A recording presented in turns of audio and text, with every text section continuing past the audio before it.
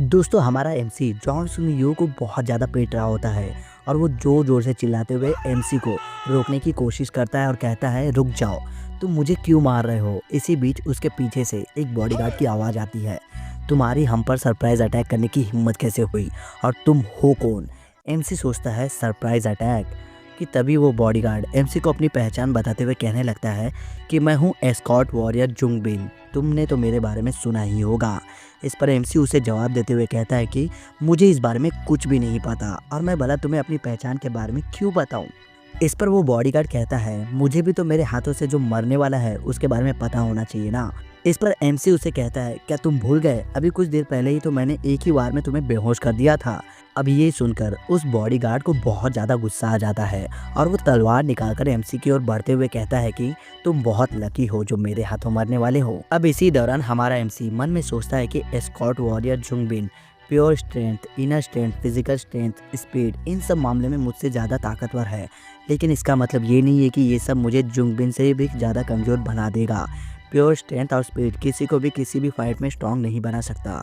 तभी हम देखते हैं कि हमारे एमसी ने तलवार उठा ली होती है हाथ में और वो जुंग बिन के अटैक को रोक लेता है और मन में सोचता है मैं इससे ज़्यादा एक्सपीरियंस्ड हूँ और मुझे पता है कि अगर हम में ज़्यादा ताकत ना हो तो हमें सामने वाले के ताकत को उससे लेकर उसी पर इस्तेमाल करना चाहिए। और फिर वो अपनी तलवार की मदद से जुंग बिन को अपने से दूर ढकेलता है। इसके बाद एमसी अपनी तलवार को दोबारा से हवा में लहराता है और पूरे स्पीड से वो जुंग बिन की ओर एक स्लैश मारकर आगे बढ़ जाता है। अब इन दोनों के बीच चल रहे इस पूरे युद्ध को जोंग संग यू देख लेता है। जैसे ही एमसी की नज़र उस पर पड़ती है तो उसे याद आता है कि यार इसने तो मेरा अटैक भी देख लिया है। ये अब सब समझ गया होगा कि ये माउंट हुआ सेक की टेक्निक है, गलती से मैंने इसके सामने ही plum blossom sword technique use कर ली। अब इसने तो पक्का ही फिगर आउट कर लिया होगा कि ये माउंट हुआ सेक की ही टेक्निक है जो कि मैंने यहाँ पर यूज़ की है। वहीं पर जोंग संग यू बोलता है कि इतनी शानदार स्वॉर्ड टेक्निक और हाई मार्शल आर्ट और ऊपर से मुझे तुम्हारे अंदर से प्योर क्यूआई का सेंस हो रहा है। इस पर एमसी हैरान हो जाता है और सोचता है क्या इसके जैसा बंदा भी क्यूआई सेंस कर सकता है। इसके बाद ही जोंग संग यू एमसी से पूछता है क्या तुम साउथर्न एज सेक्ट से हो। ये सुनकर एमसी कंफ्यूज हो जाता है और साथ ही खुश भी, और फिर वो सोचता है अच्छा हुआ कि इसे नहीं पता चला कि मैं माउंट हुआ सेक्ट से हूँ। ये सोचते हुए ही एमसी उसे जवाब देता है हाँ मैं वहीं से हूँ। इस पर वो बंदा कहता है हाँ मुझे लग ही रहा था। फिर वो आगे कहता है ठीक है तुम मुझसे कुछ भी पूछ सकते हो, मैं तुम्हें सभी सवालों के जवाब दूंगा। फिर इसके बाद सीन चेंज होता है और हमें दिखाया जाता है माउंट हुआ सेक्ट, जहाँ पर गुल और उसका दोस्त हमारे एमसी का इंतज़ार कर रहे होते हैं और वो बोलते हैं इसे इतना वक्त क्यों लग रहा है, कहीं इसे कुछ हो तो नहीं गया। कि तभी हम देखते हैं एमसी दरवाज़ा खोलकर अंदर आते हुए सीधा सवाल करता है जब मैं यहाँ नहीं था तब यहाँ पर कुछ हुआ था क्या। अब एमसी को अपने सामने सही सलामत खड़ा देखकर गुल खुश हो जाता है और वो बिना वक्त बर्बाद किए सेक्ट का दरवाज़ा बंद कर देता है। इसके बाद गुल का दोस्त एमसी से कहता है ये तो हमें तुमसे पूछना चाहिए कि बाहर तुमने क्या किया और तुम्हारे साथ क्या क्या हुआ। ये सुनकर एमसी अंदर ही अंदर हंसता है और उनसे कहता है ज़्यादा कुछ नहीं हुआ, उन्होंने मुझे अच्छे से ट्रीट किया। इसके बाद एमसी सोचता है कि अच्छा हुआ कि उसे मैं कौन हूँ ये पता नहीं चला। और फिर इसके बाद एमसी अगले ही पल उदास हो जाता है और सोचने लगता है कि प्लम ब्लॉसम स्वॉर्ड टेक्निक जो कि माउंट हुआ सेक की पहचान हुआ करती थी वो अब पूरी तरीके से खत्म हो चुकी है। यहाँ तक कि जोंग संग यू जिसने हुआ परफेक्शन में अपनी पूरी ज़िंदगी बिताई है वो भी इस टेक्निक को नहीं पहचान पाया। तभी उसी वक्त गुल पीछे से एमसी को आवाज़ देकर पूछता है कि तुम्हें बाहर जाकर क्या क्या पता चला। फिर एमसी उसे जवाब देते हुए कहता है कि ये सब बातें तुम्हारे जैसे बच्चों को नहीं पता होनी चाहिए। इस पर गुल चिढ़ जाता है और वो धीमे स्वर में बुदबुदाते हुए कहता है कि तुम कौन से बड़े हो गए, तुम भी तो बच्चे ही हो ना। अब अगले ही पल एमसी कहता है छोड़ो ये सब, तुम एक काम करो सभी को ट्रेनिंग करने के लिए जमा करना शुरू कर दो। इस पर गुल हैरान होते हुए कहता है ट्रेनिंग आज के दिन, पर अभी तो तुम आए हो। इस पर एमसी गुल से कहता है ध्यान से सुनो सीनियर, चाहे बारिश हो, बाढ़ आ जाए, भूकंप आ जाए या तूफान आ जाए, हम एक भी दिन अपनी ट्रेनिंग मिस नहीं करेंगे। अब चाहे माउंट हुआ सेक्ट ही क्यों ना खत्म हो जाए लेकिन हम ट्रेनिंग नहीं रोकेंगे। तभी गुल कहता है अरे वाह, इसका ही तो मुझे इंतज़ार था। अब गुल कहता है ठीक है मैं सभी को जाके जमा करना शुरू करता हूँ। लेकिन तभी गुल कहता है आज मैं प्रैक्टिस नहीं करूँगा।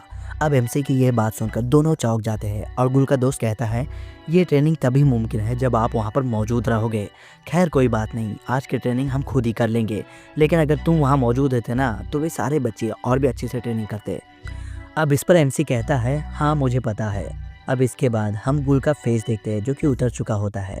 इसके बाद गुल और उसका दोस्त वहाँ से निकल जाते हैं और हमारा एमसी बेड पर लेटकर सोचने लगता है अब मुझे क्या करना चाहिए। ये एक ऐसी सिचुएशन है जहाँ पर सारे रिप्रेजेंटेटिव्स ने हमारे सारे बिजनेस पर अपना कब्जा जमा लिया है और वो अकाउंट बुक जो ये साबित कर सकता था कि ये सारे बिजनेस माउंट हुआ शेख के अंडर में ही है, उसी हमले में डेमन शेख के लोगों द्वारा जला दिया गया था।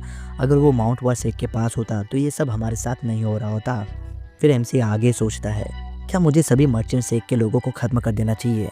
नहीं यार, ये एक बेकार आइडिया है।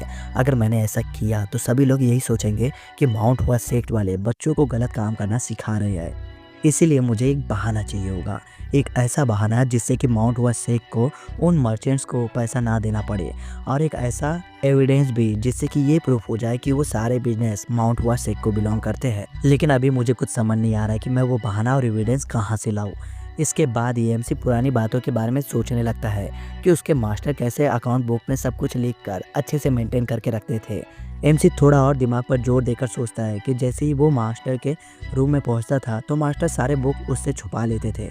तभी एमसी को अचानक से क्लिक होता है कि माउंट हुआ शेख के इतने सारे बिजनेसेस का हिसाब किताब सिर्फ एक ही अकाउंट बुक में तो नहीं हो सकता ना, उसके और भी बुक होंगे। यही सोचते हुए वो उठकर बैठ जाता है और सोचने लगता है कहाँ होंगे वे सभी बुक्स, कहीं वे सीक्रेट स्टोरेज में तो नहीं जहाँ सिर्फ सेक्ट लीडर ही एंट्री कर सकते थे। और वो जगह है भी या नहीं मैंने इस बारे में सिर्फ सुना था, अगर है तो वो सेक्ट लीडर के घर के आसपास ही कहीं होना चाहिए। वो खुद से ही बातें करते हुए कहता है कि सोच जरा कहाँ हो सकती है ये किताबें। तभी उसके दिमाग में ख्याल आता है कि सेक्ट लीडर जहाँ रहते हैं उसके पीछे एक पहाड़ है और उसी पहाड़ के अंडरग्राउंड में कहीं पर ये सीक्रेट स्टोरेज होना चाहिए। फिर एमसी हंसते हुए कहता है मैंने शायद से उसका पता लगा लिया है और अब मुझे ट्रेजर हंटिंग पर निकल जाना चाहिए। इसके साथ ही वो खिड़की से जंप मारकर बाहर चला जाता है और साथ ही वो सोचने लगता है मास्टर मुझे माफ़ करना आपके सीक्रेट स्टोरेज रूम में घुसने के लिए, मैं ये सब माउंट हुआ शेख की भलाई के लिए ही करने जा रहा हूँ। अब हम देखते हैं कि एमसी जंप मारते हुए खुशी खुशी माउंटेन की ओर जा रहा होता है। अब अगले ही सीन में हम देखते हैं कि एमसी थक हार कर एक जगह बैठा हुआ है और वो सोचता है भले ये एक छोटा सा पहाड़ है लेकिन पहाड़ तो पहाड़ ही होता है ना, और पूरे पहाड़ों पर उस सीक्रेट स्टोरेज को ढूंढना इतना आसान काम नहीं होने वाला। एमसी बहुत बार अपनी एनर्जी इकट्ठा करके पूरे ग्राउंड पर फैला देता है लेकिन फिर भी उसके हाथ कहीं पर भी सीक्रेट स्टोरेज का पता नहीं लगता। इसके बाद वो फिर से एक बार अपनी सारी एनर्जी इकट्ठी करता है और उसे ग्राउंड पर डालने लगता है और मन में सोचता है कि अगर कहीं पर बहुत बड़ी खाली जगह मिलती है ना तो मुझे इस बारे में पता चल जाएगा। लेकिन यहाँ पर भी उसके हाथ सिर्फ नाकामयाबी ही लगती है। अब यहाँ पर एमसी दूसरी जगह पर जाकर सोचता है चलो यार एक बार फिर से ट्राई करके देखता हूँ।